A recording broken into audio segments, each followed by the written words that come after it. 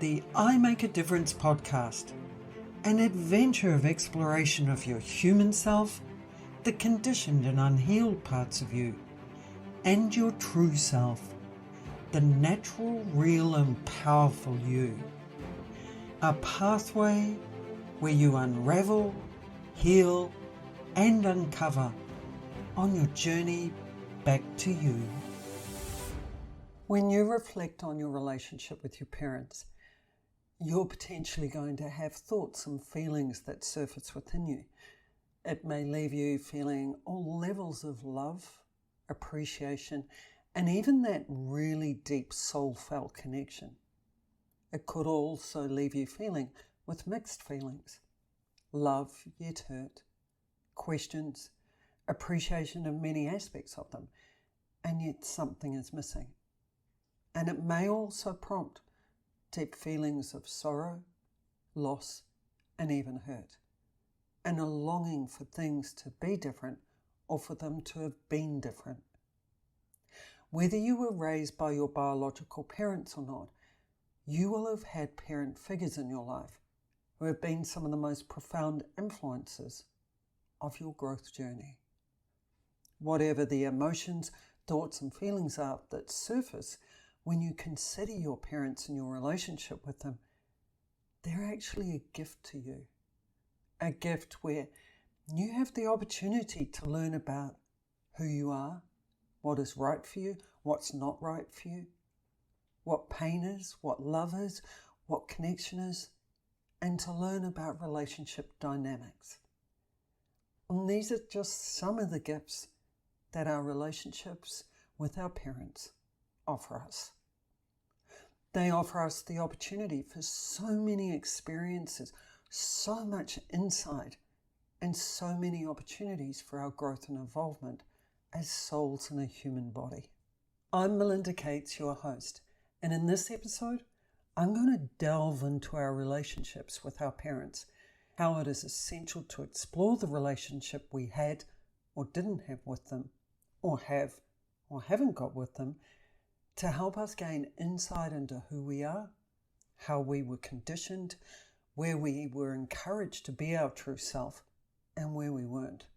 So we can identify the parts of us that require unraveling of conditioning, healing of hurt and pain, and where we are our true self. I'll also share with you some of the most commonly voiced statements that people have made in response to exploring their relationship with their parents and the reasons why they say them. I'll also share what my response was to them and why.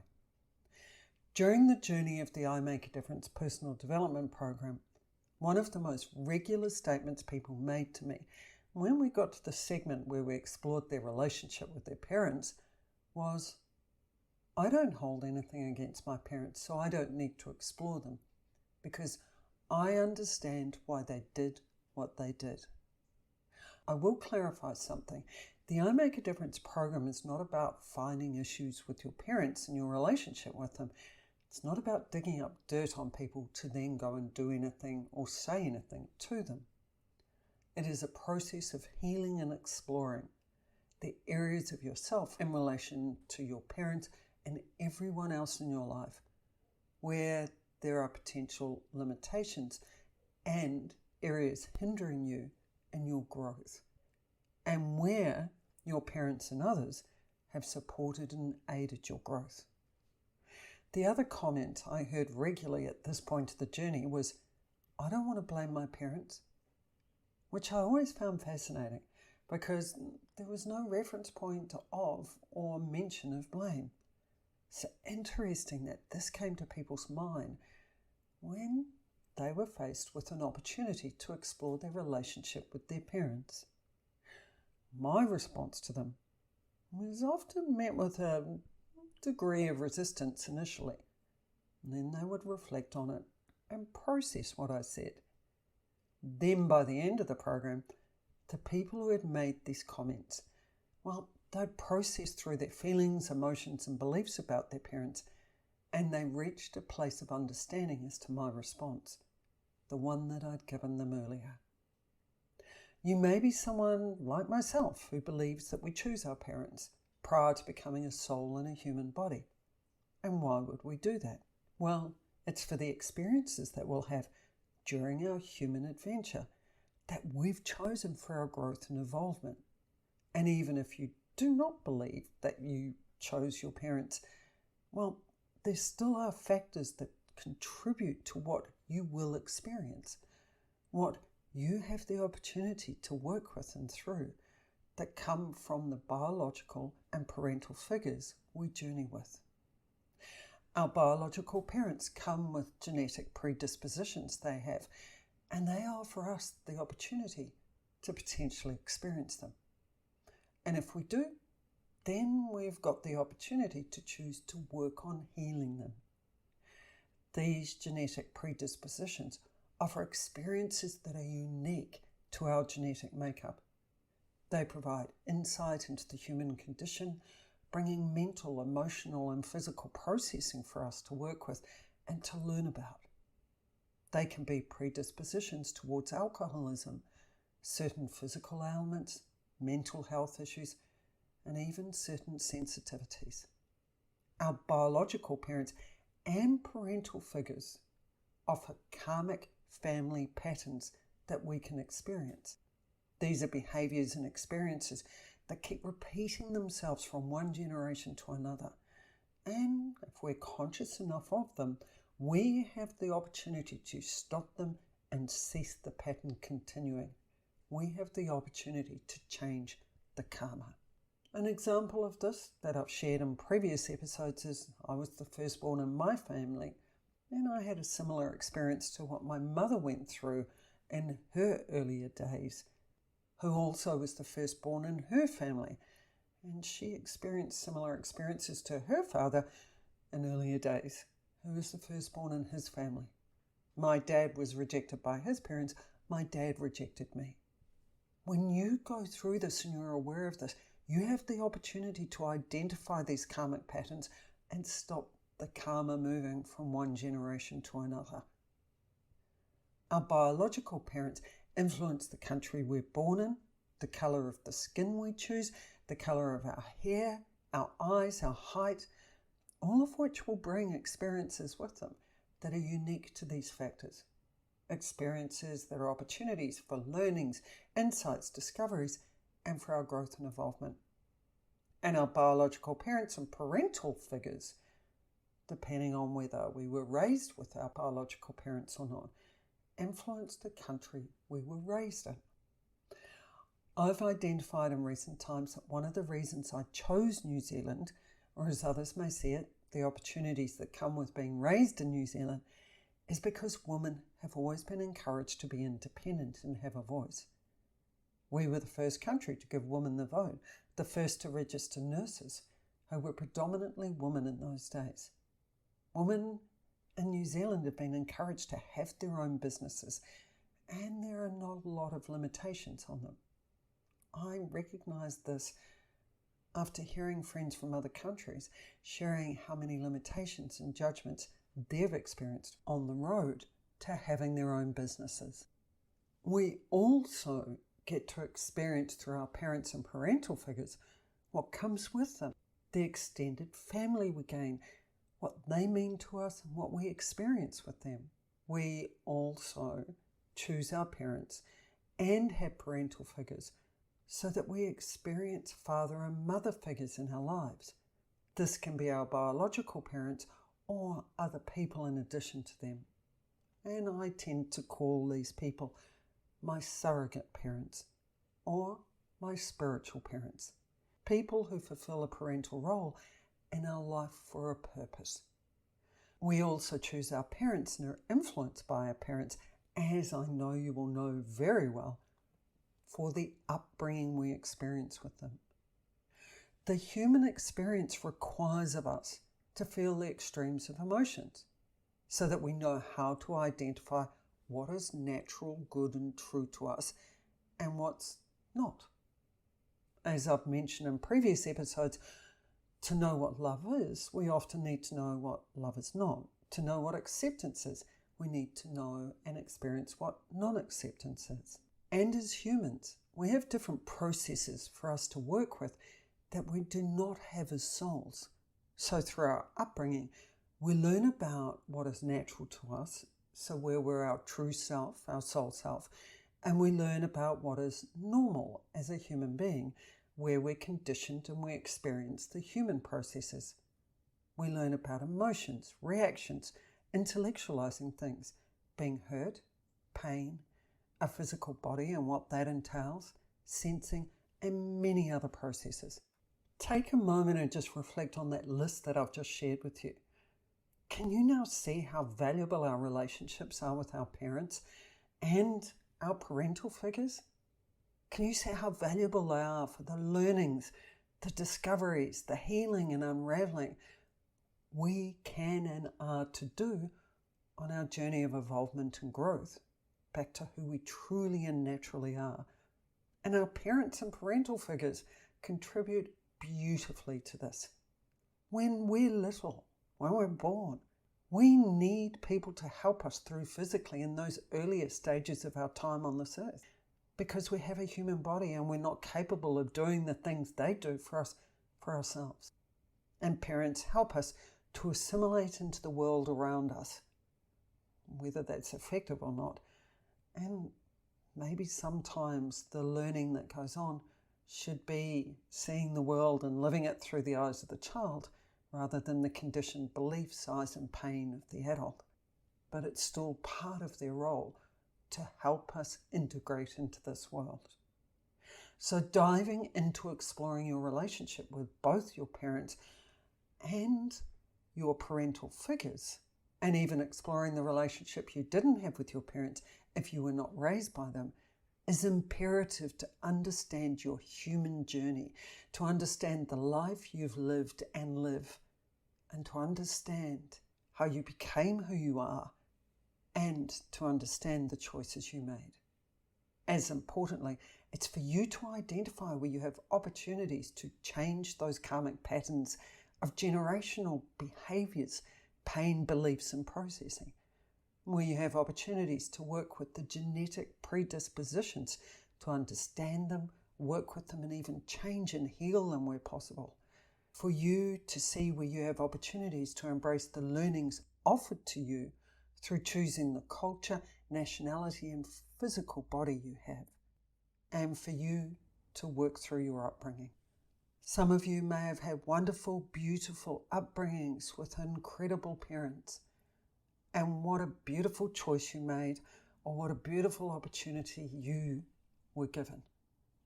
Still check to see if there's anything there that may be something you can work with, even if it's only more of the beauty that you've gone through. But in addition to that, some of us may not have. And we may only remember things that are hurtful from our past because the pain consumes us. And what that prevents us from, when we only focus on the hurtful things, is seeing, hearing, feeling, and accepting the good, beautiful, loving, caring, and good times we experience. And these are important to remember in terms of having reference points, in terms of knowing you deserve these experiences and being able to recognize them and open yourself up to them to experience more of them. Then you may be someone who only remembers the good and wonderful times from your past because possibly you don't want to face the pain, the hurt, and maybe even resentment and anger that is within you. Whether that is because you don't like the feeling of it, don't know how to manage it, don't want to remember it, scared it will shatter your world, or even overwhelm and consume you. But if you do not look at the hurt parts of you, then what you bury within you has a hold on you. The energy alone of the pain has to find somewhere to go, and often it will be into your body, or it will come out rapidly in a reaction one day. These parts of you need healing. They need attention so that you reach the place where all you remember is the good things, because you have healed the hurt that is within you. So it's no longer there and has no more relevance. For you to be whole, it requires you to remember all of your life, to see all of it, to hear it and feel it, so you know you're owning what is beautiful and magical about it, so you're owning what is beautiful and magic about you, so that you're owning what is beautiful and magic about the people in your life, and so that you know you have healed the parts of you that have been painful and sore. And your parents are a big part of that process. There will be aspects of your parents that possibly you do not like. In fact, you may even hate them. But do you? I always thought I hated my father. But when I stripped it all away, I loved my father dearly. I hated what he did to me and didn't share with me. And my hate was simply hurt. There will be elements of your parents you love and cherish. And it's important to recognize and own these because they're part of you. They have influenced you. I loved how my dad would often share the experiences he was having with me. There was a part of him that wanted me to be proud of him, which, even though I can see this is a bit messed up in a number of ways, when I strip it right back and see this through the eyes of the child I was, it meant I mattered to him at some level, and that was important to me. I now get to see the beauty of my mother in what she shares and gives to me that my hurt had blinded me to. Your parents or parent figures hold the keys to many of the things you think, feel, do, and say. And the more you understand your relationship with them, the more you understand yourself. Then you have options and choices as to whether you change and develop or own these parts of you. You see, here's the thing about pain and hurt though, especially if you're suppressing and holding it within you. Whether you are consciously connected to it or not, you will keep a level of distance and separation from the people who you have experienced pain and hurt from. This can be emotionally, mentally, physically, and even energetically. It can be one or all four of these areas where that separation, that wariness, that subconscious or conscious on guard, protecting yourself from them is operating. But it's not just the person you keep at a level of distance from. It's also distance you experience within you, where you keep yourself distant from the pain and the hurt that you feel. So you end up protecting yourself, not just from others, but also yourself. So if you have unresolved and unhealed emotions and beliefs within you about your parents that you are either conscious or unconscious of, then you're not embracing the opportunity for you to have a closer, more accepting and different relationship with them, whether they're alive in your life or they've passed. Because even if they've passed, energetically you can still get closer to them.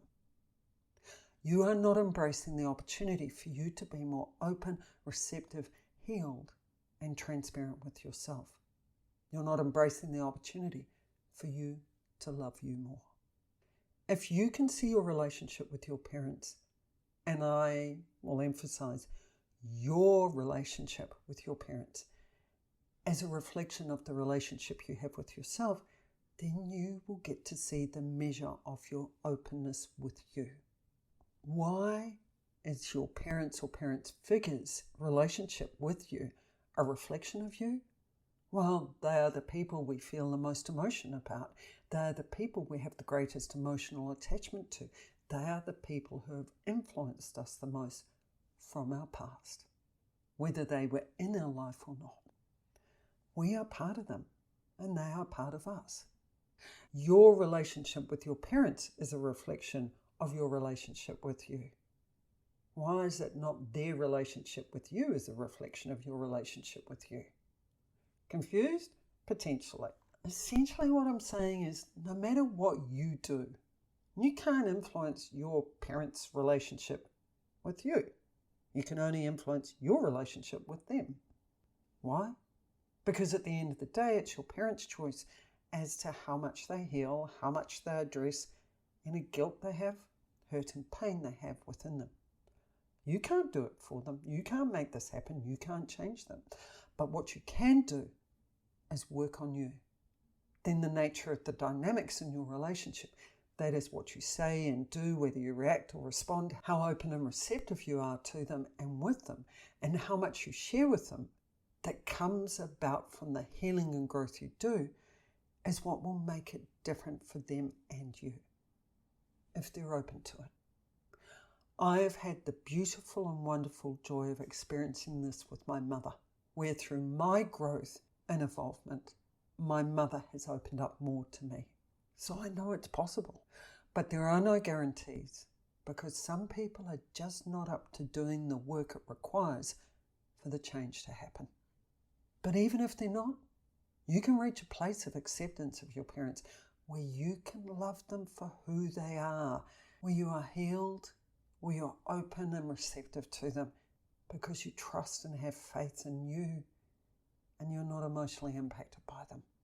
Where you no longer feel the pain you experienced with and about them, but you give yourself the gift of sharing the love you have for and with them.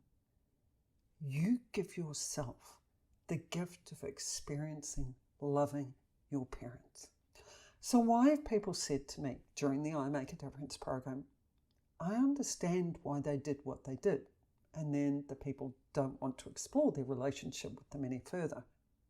They say this because they're seeing their parents through the eyes of their adult self, who they are now. They're seeing their parents through the eyes of the person who understands why people do what they do and how they came to be like they are. They rationalize what their parents did or didn't do. They understand what they did at an intellectual level where they use logic, where they base it on what they learned and what they've been told. And that's how they came to their understanding.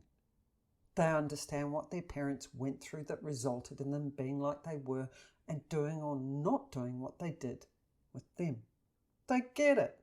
But wait, intellectualizing something only deals with the mental process and not the emotional process. Intellectualizing something does not heal it. More often than not, it suppresses it, and what it suppresses is the emotions. Understanding something does not mean you accept it. Understanding something does not mean you've healed it. Suppression results in distance and separation. If your emotions are suppressed, then you are keeping your emotions at a distance because you do not want to feel them. And you will keep others at a distance because you do not want the emotions to be triggered, resulting in you feeling the emotions. Not accepting something means you are rejecting it at some level, which results in distance and separation. This is why people have said what they said to me. Then, when they said they do not want to blame their parents, when there was no indication in the process of blame being something they would feel or that they were to direct to anyone or anywhere, there is a level of vulnerability in their relationship with their parents. Because if you blame your parents for something, then what happens? You can feel guilty. You can feel guilty for pointing the finger at them. Your parents potentially can feel guilty, and you don't want them to feel that way. Your parents potentially can feel hurt at you making them wrong and putting fault on them, which could result in you feeling guilty because you don't want to hurt them, or them blaming you for how they feel, so you end up being the one that is guilty for feeling what you do about what your parents did to you.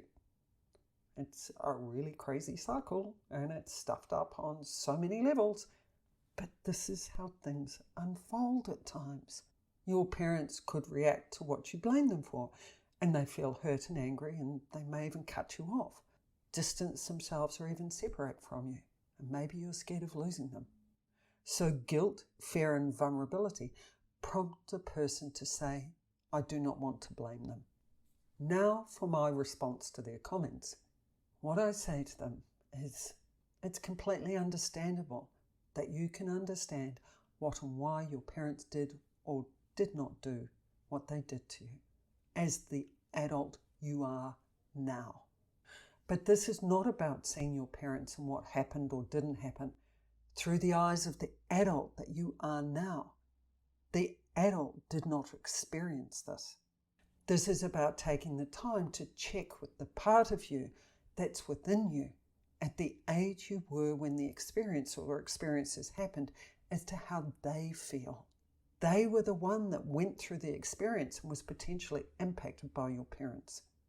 If you choose to get to a place where you can accept your parents for who they are now, so you are open, receptive, and have nothing hindering you getting close to them, if this is what you would love to achieve, then it's the younger you that you need to check in with.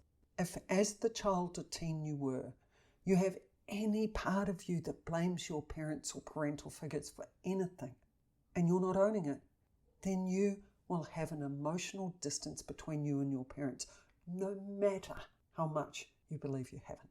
You also have an emotional distance between you and the part of you holding the feelings. This child or teen that is within you needs to be heard, needs to process out the feelings they feel because they never got to express them at the time. They need to express and release them. This does not mean or involve you going to your parents and talking to them about what you're feeling them, and certainly not blaming them. If you want to do this, then I'd really be questioning your intentions. You want to punish them? You want to take it out on them? You want to feel some level of emotional satisfaction doing to them what you potentially had done to you? What's this going to achieve? It'll reinforce the experience you had. Because remember the 3 scenarios that people were scared of as to why they did not want to blame their parents? Well, you will potentially end up experiencing one of these. So it defeats the whole purpose of this process. Yes, your parents will hold some blame. They're responsible for what they did or didn't do. They chose to take on the responsibility for having children, and that involves responsibilities. Yes, there are reasons for why they did it, potentially stemming from their upbringing. And you can understand it. But this is not about calling your parents to account and punishing them. But it's also not about you continuing to not deal with the feelings, justifying their actions, and instead punishing yourself. This is about you healing this part of you through listening to, expressing, and releasing the pain, through you parenting you.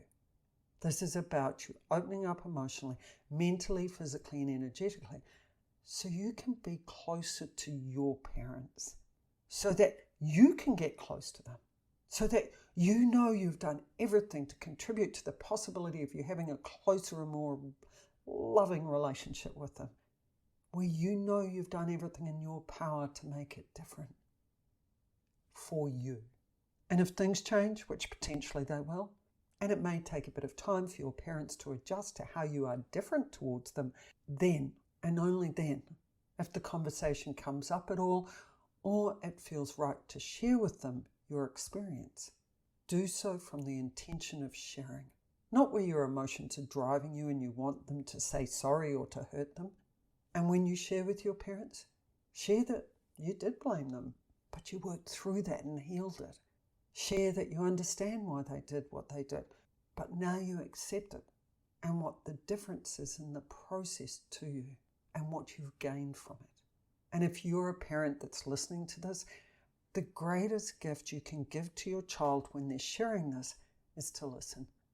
Hear what they say. Hear their pain. Hear their experience. Feel what they're feeling and see it through their eyes. You possibly weren't in the space to hear it when it happened in their earlier days, but you can hear it now. You don't have to fix it. They need to know you understand them, that you get what they went through and why. They don't need you to justify, make excuses, give reasons, or continue to apologize. Yes, they need to know you get it and are sorry. Sorry for hurting them in the way you did. The key then is to work on this area within yourself to make sure that you do that differently from here on in. But do this for your own growth and involvement, and also if it's right for your child.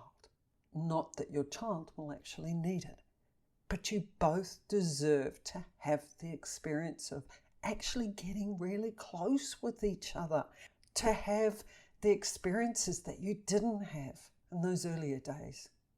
Don't hear and see your child through your eyes, your guilt, your feelings. Hear, see and feel them through their experience. And what you may find is that your child one day asks you about what your experience was of the situation and why, and the background that led you to that happening. And what an amazing sign of the healing that has happened, that your child has shifted beyond their processing and they now want to understand you. And if you are the child that reaches this point and wants to see things through your parents' eyes, then how powerful is that? What an amazing sign of your acceptance of what happened. And you're making different choices to change the patterns of the family. And this is what makes it possible for you to hear your parents' story. What beautiful, powerful, and amazing healing that can happen. How much closer we can get in our relationships when we are committed to our own growth and we want it to happen. And when both of you make it happen. I know this because of what I have with my mum now. Let go of any expectations and beliefs you have about exploring your relationship with your parents or parental figures, and be open to discovering any areas that require healing from you. But also see, hear, and feel the beauty and the goodness in your parents as well. Some of that goodness and that beauty is also within you. And see the beauty and the goodness and what is possible and is happening and the relationship you have with them now. Let the healing and growth happen.